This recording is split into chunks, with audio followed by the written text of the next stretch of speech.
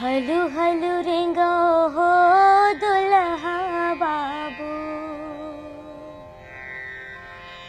तू हर रनिया के अंग झना डोले हो। हलु हलु रेंगो हो दुल्हा बाबू, तू हर रनिया के अंग झना डोले हो। कुंवर कुंवर पग धरो हो दुल्हिनोनी, तू हर रजवा के अंग झना डोले हो।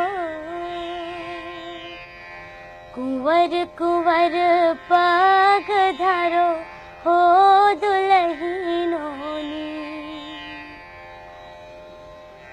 तू हर रजवा के अंग झना डोले हो। पहिली भंवर जनकपुरी माँ परथे राम सिया के परथे वो।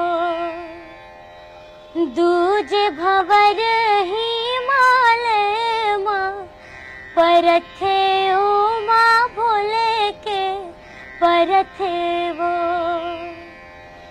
तीजे चौथे वो नोनी खेले कूदे अंगना पढ़े लिखे अंगना। पंचमी सिखायो रांधे गढ़े बर, बेटी छठ आगे तोर सजना। सात भंवर पर गे अब चल देबे बेटी, सात जन्म बरत पिया के गाँव हो। हलु हलु रेंगो हो दुल्हा बाबू, तू हर रनिया के अंग झना डोले हो। कुंवर कुंवर पग धरो हो दुल्हिनोनी,